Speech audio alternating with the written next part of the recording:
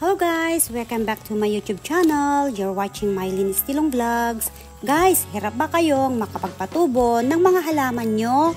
Try nyo pong gawin ito at baka makatulong po ako sa inyo. Heto po yung mga gagawin po natin. Maglagay po tayo ng lupa sa plastic bag tulad nito.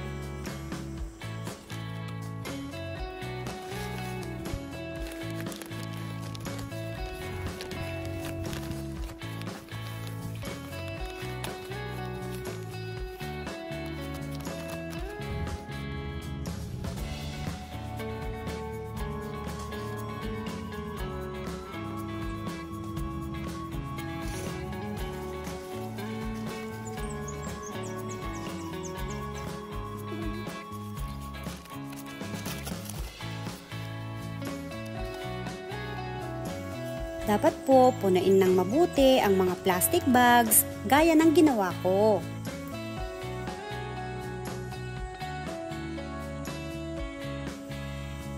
Makat po tayo ng mga halaman na nandito lang po sa ating bakuran tulad ng gumamela.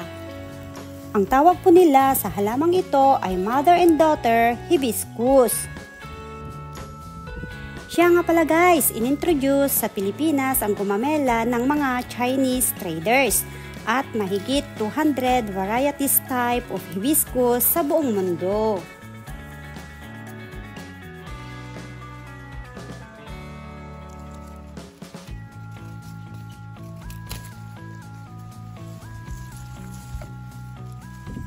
Ganito po ang paraan ng pagkat sa halamang ito. Piliin po natin yung medyo malalaki ang tangkay.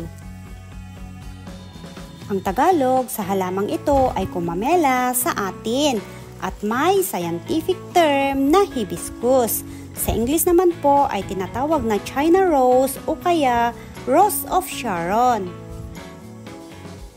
Pagmasdan nyo guys oh, di ba kay ganda?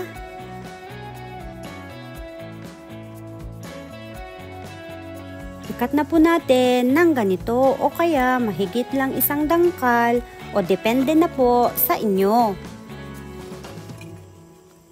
At alisin na po natin yung mga malalaking dahon.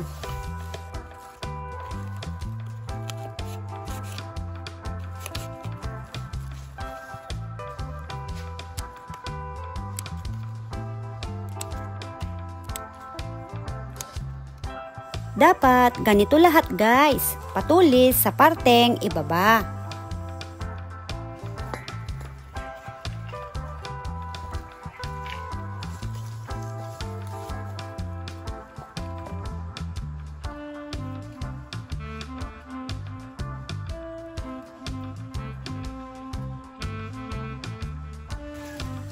Guys, gagamit po tayo ng malaking plastic bag na walang butas. At lagyan po natin ng flat surface na kahoy o anuman yan.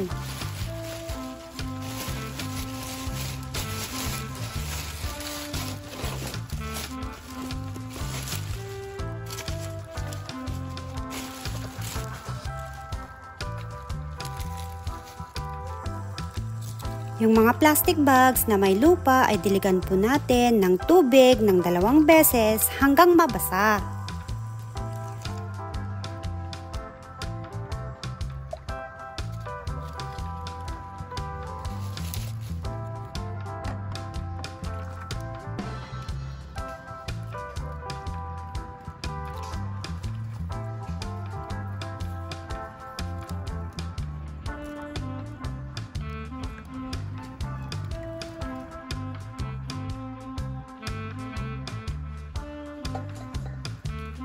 At itanim na po natin ang mga gumamela cuttings guys.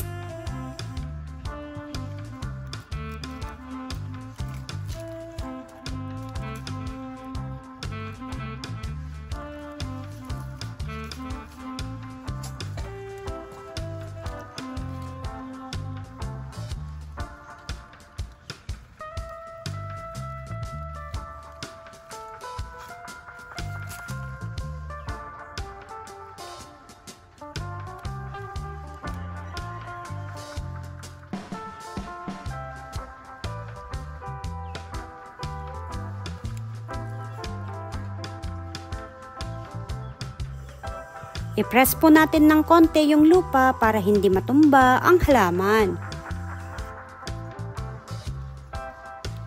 Diligan po natin ulit.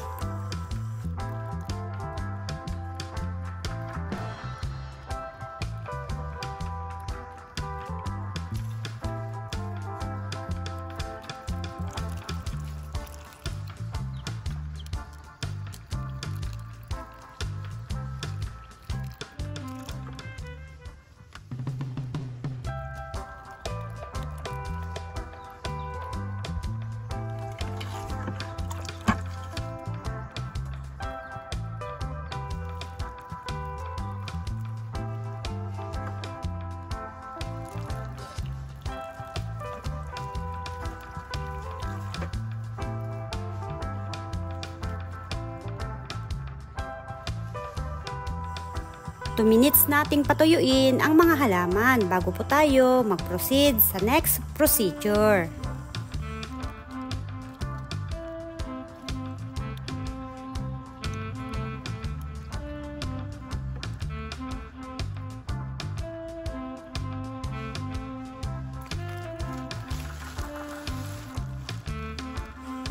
Ngayon po ay ayusin na natin sa loob ng plastic bag. Isalansan po natin ng mabuti ang ating mga halaman gaya ng ginagawa ko. Ang gumamela pala guys ay isang ornamental plants. Ang dahon pala nito ay rich in vitamin A. Dagdag pala dito ang hibiscus o kaya hibiscus tea ay mabisang gamot sa kidney, source of fiber, calcium, iron, beauty benefits at iba pa.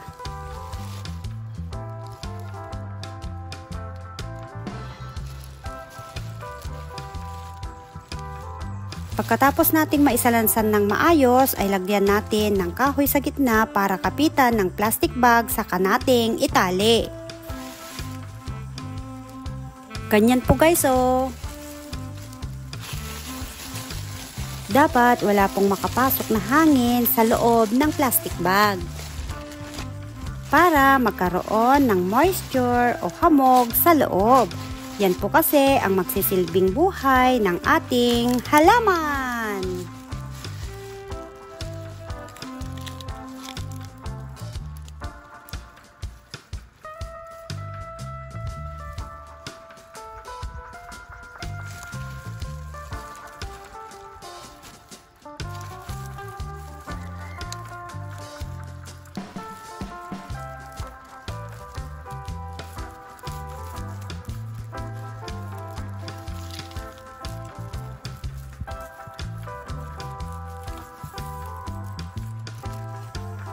At ilagay po natin sa ilalim ng mga puno yung hindi po direct sunlight.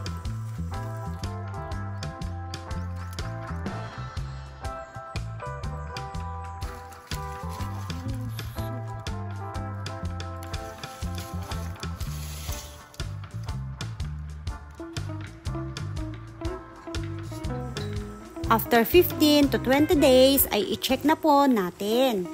Guys, heto na po yung unang ginawa ko na ICU method. Dapat may moisture sa loob tulad nito.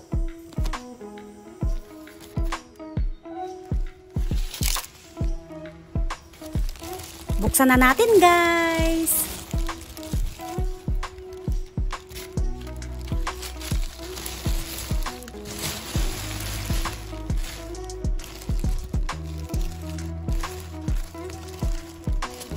Pati damo guys, tumubo na rin.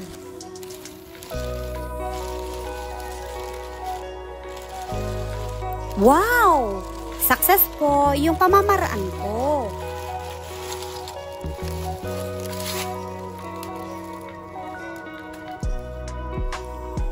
Pansinin nyo guys oh, may ugat na tayong nakikita. Ibig sabihin ay mabubuhay na siya. Pero guys, take note, huwag nating bibiglain na ilagay sa mainit na lugar. Dapat nakasilong muna. Mga after a week, pwede nyo nang i-transfer sa flower pots.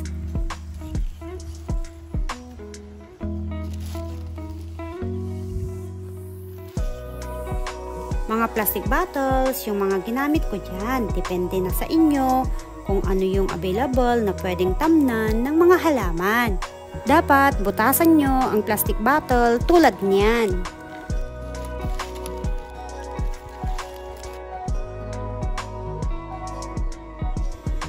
Thank you for watching, guys. Please don't forget to like, share, and subscribe to my YouTube channel. It's me, Mylene. See you next vlog. Bye!